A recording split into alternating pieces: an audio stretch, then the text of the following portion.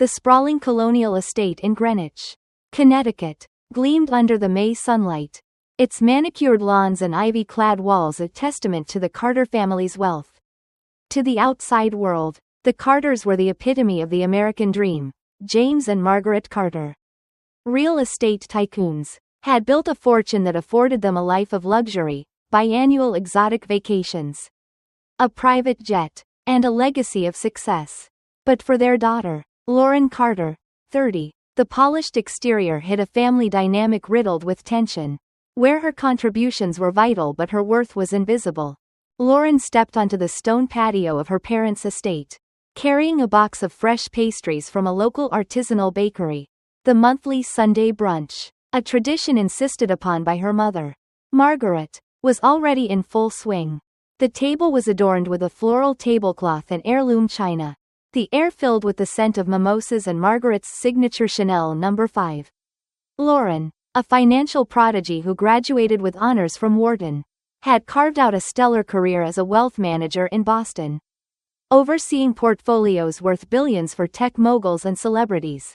Yet her most demanding role was within her own family, managing their complex financial empire, saving them thousands annually through her expertise. From a young age, Lauren showed a knack for numbers, while her older brother, Michael, 32, pursued a career as a neurosurgeon, and her younger sister, Sarah, 28, became a corporate lawyer. Lauren's path in finance set her apart.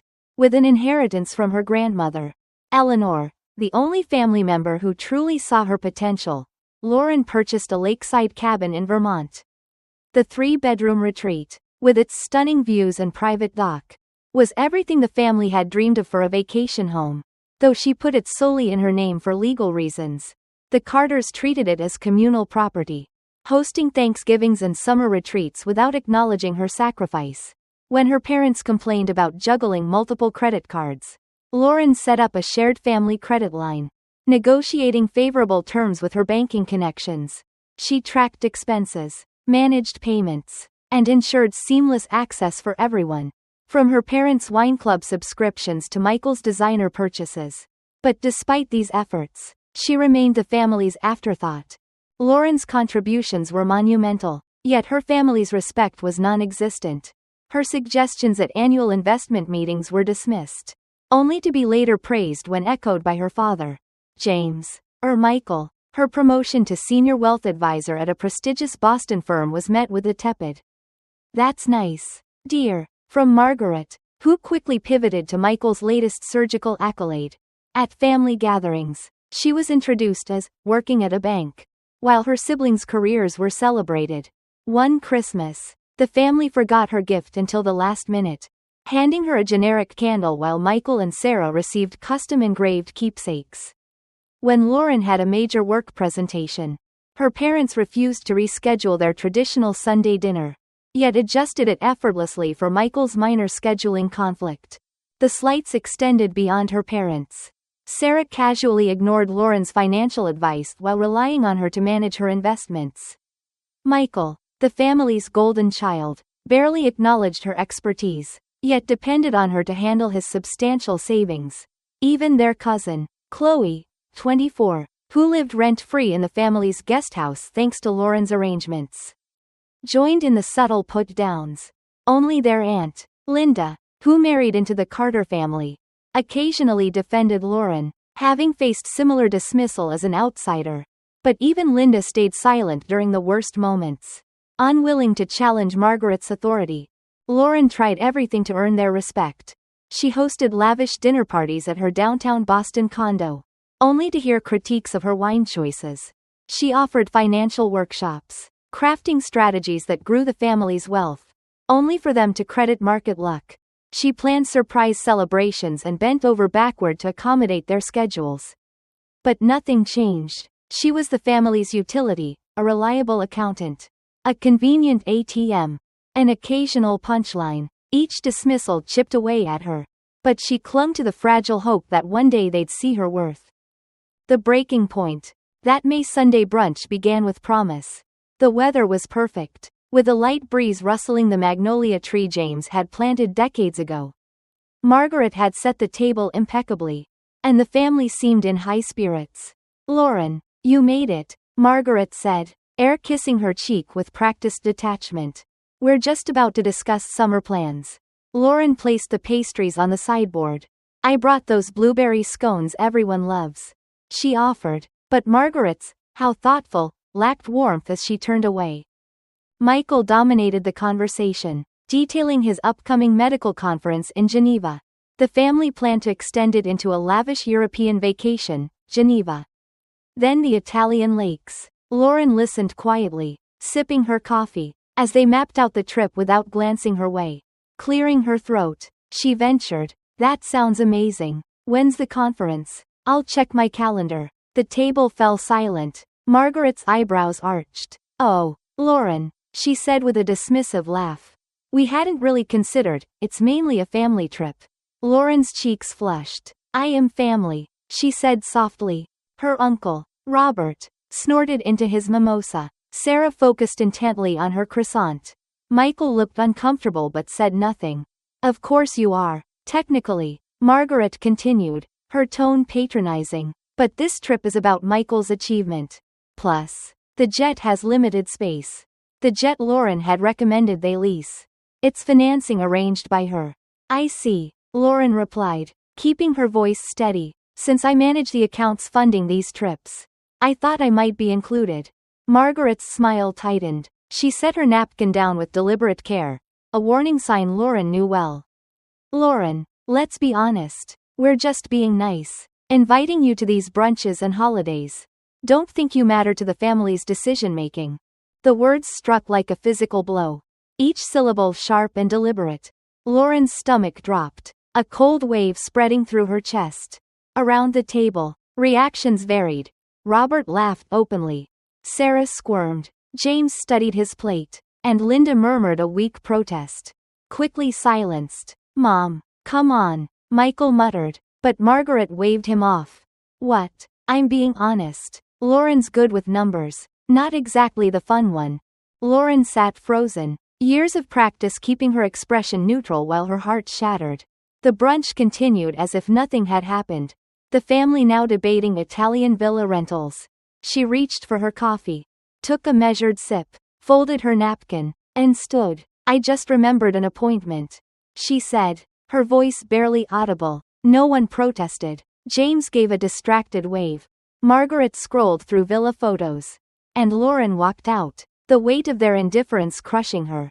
The drive back to her Boston condo was a blur, her hands gripping the wheel, knuckles white. Only when she closed her apartment door did she collapse, sliding to the floor as sobs racked her body. Her cat, Jasper, nuzzled her side, sensing her pain. "They don't want me," she whispered to him. "They never have." The truth she'd avoided for years settled heavily. Her family valued her utility, not her. She was their calculator, essential yet disposable. But as the tears fell, something shifted. Margaret's cruel words had shattered Lauren's illusions, exposing the painful reality of her place in the family. The hope she'd clung to, that they'd one day see her worth, dissolved. In its place, a quiet resolve began to form. Lauren was done begging for love that would never come. That brunch had changed everything, and she was ready to rewrite her story. The morning after that fateful brunch, Lauren Carter woke with a clarity she hadn't felt in years. The sting of her mother Margaret's words, "Don't think you matter," echoed in her mind. But instead of despair, they fueled a quiet fire. For too long, she'd been the invisible backbone of the Carter family, managing their wealth, their vacation home, their every financial whim, only to be treated as a convenience rather than a cherished daughter. No more. Sitting at her dining table with her cat, Jasper, curled in her lap, Lauren opened her laptop and began to dismantle the role she'd played for years. This wasn't revenge, it was liberation. Lauren's first move was to call in sick to work, a rarity for someone as driven as she was. She needed space to think, to plan, to reclaim her life. Sipping coffee, she reviewed her personal finances. Her nest egg was robust, a testament to her cautious investments. Financial independence had always been her safety net, a shield against the insecurity her family inflicted. Next, she pulled up the deed to the Vermont cabin. Purchased 5 years ago with her grandmother Eleanor's inheritance. It was solely in her name. She'd paid every tax, every maintenance cost, every insurance premium, yet the Carters treated it as their own, never acknowledging her sacrifice. Then she examined the family's shared credit line, which she'd set up under her name, managing payments while her family racked up charges for everything from Michael's designer suits to Margaret's wine club. Finally, she cataloged the subscriptions she'd funded: Netflix, Spotify, Sarah's meal kits, Michael's gym, her parents' luxury deliveries. The list was staggering, a silent ledger of her unappreciated generosity. By noon, Lauren's plan was clear. She would sever all financial ties with her family, not out of spite, but to protect her self-worth. She called her friend Rachel, a corporate lawyer from her Harvard Business School days, and poured out the brunch incident. That's not just disrespectful, Lauren, it's emotional abuse, Rachel said, her voice firm. You need to get out from under this. Lauren hesitated, then voiced her plan. I'm thinking of cutting them off financially. Completely. Rachel didn't miss a beat. It's long overdue. Send me the documents, and I'll make sure you're covered legally. You deserve better. Always have. Lauren's first call was to her real estate agent, Melissa, in Vermont. I want to list the cabin, she said, her voice steady. As soon as possible. Melissa, sensing the urgency, promised to move quickly. Next, Lauren contacted her bank to close the shared credit line, giving her family 48 hours notice to soften the blow. She emailed every subscription service, Netflix, Hulu, the wine club, the gym, requesting immediate cancellation or transfer. Finally, she reached out to her colleague Jackson, a trusted wealth manager, to transfer the Carter family's investment portfolio, worth millions, to his care. Personal reasons, she explained when he asked why. I've got detailed documentation to make the transition smooth. Each step was methodical, legal, and transparent. Lauren wasn't taking anything that wasn't hers, she was simply stepping away. As she worked, a weight lifted. The girl who'd spent years seeking approval was fading, replaced by a woman who knew her value. That evening, she called her Aunt Linda, the only family member who'd shown her occasional kindness. I'm making changes after yesterday's brunch, Lauren said, explaining her plan. Linda tried to downplay Margaret's words. She didn't mean it like that, but Lauren cut her off. She meant every word, and it's okay. It helped me see clearly. Linda's voice softened. Do what you need to. Lauren, I understand more than you think. The fallout came swiftly. Within days, Melissa called with news. A young couple had offered $15 above asking price for the cabin. Drawn to its turnkey appeal. They want to close in 2 weeks, Melissa said. Lauren stared out at the Boston skyline. Memories of family Thanksgivings at the cabin flashing by. Michael teaching his son to fish. Her father claiming the dock was where he did his best thinking. Guilt flickered, but Margaret's voice cut through. Don't think you matter. Accept the offer, Lauren told Melissa. Let's close as soon as possible. At the bank, her personal banker, James, raised an eyebrow when she requested to close the credit line. This is a substantial account, he noted. Just a change in family arrangements, Lauren replied, signing the paperwork with a steady hand. Back at her office, she drafted emails canceling subscriptions and prepared detailed financial summaries for each family member, outlining their accounts, recommendations, and contacts for new advisors. She was being generous, ensuring they wouldn't be stranded. But she was done being their financial crutch. The first cracks appeared in the family group chat that Saturday night. A week after the brunch, Sarah texted, "Hey, my meal delivery says the payment's invalid. What's going on?" Michael chimed in, "Same with my gym membership." Lauren, "You seeing this?" Then Margaret, "The housekeeper's payment didn't go through." Lauren, "Is there an issue with the accounts you manage?" Lauren sipped wine on her balcony, watching the messages pile up without responding. Confusion turned to frustration, then realization. Sarah, "Lauren, did you cancel our subscriptions?" Michael, "Call me ASAP. Something's wrong with the credit line."